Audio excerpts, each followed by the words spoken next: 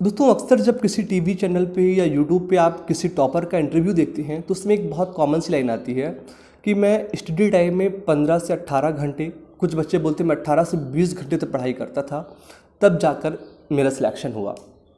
अब उसकी इन बातों को सुनकर आप कहीं ना कहीं निराश होते हो।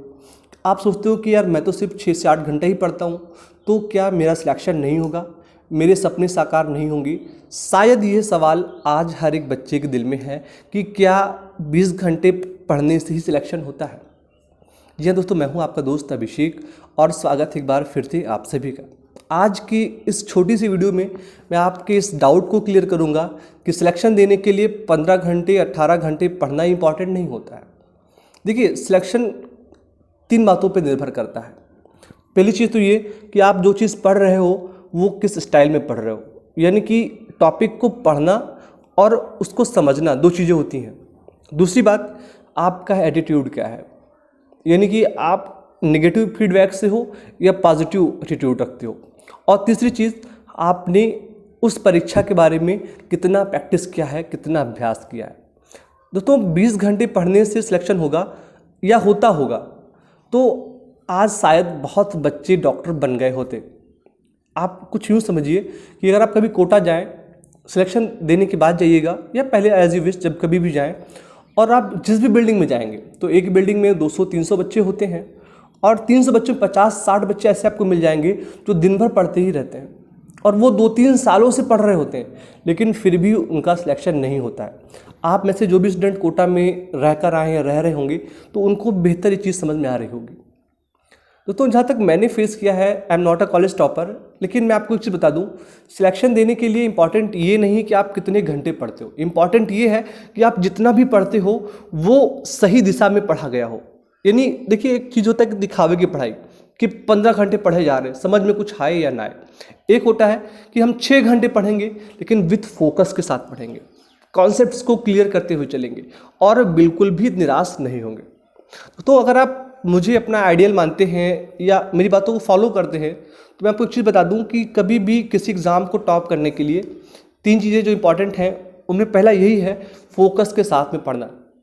क्वांटिटी मैटर नहीं करता है, ऑलवेज क्वालिटी मैटर करता है किसी भी एग्ज़ाम को क्लियर करने के लिए।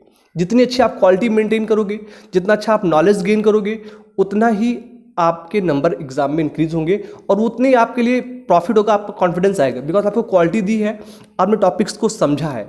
ठीक है, अब जो सबसे इंपॉर्टेंट चीज़ ये है कि मन के हारे हार है, मन के जीते जीत।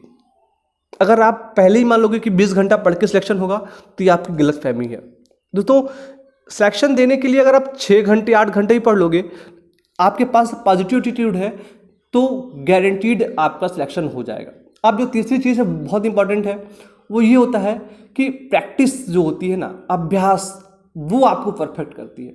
एक टॉपर जो होता है वो अगर आप कभी उससे ये भी पढ़ोगे पूरी उसकी लाइनें, तो वो कई बुक्स को कई बार रिपीट कर चुका होता है। यानी उसने एनसीईआरटी भी पढ़ी है, उसने डीसी पांडे भी पढ़ी है, उसने एससी वर्मा भी पढ़ी, मतलब ऐसे कई चीज़ें होती हैं, तो तभी वो टॉपर बनता है। तो जहाँ तक मेरा अपना ही मानना है कि अगर आपका सपना डॉक्टर बनने का है तो आज से सबसे पहली चीज़ कि जो पढ़ें वो फोकस के साथ में पढ़ें, मतलब फुल कंसंट्रेट होकर पढ़ें।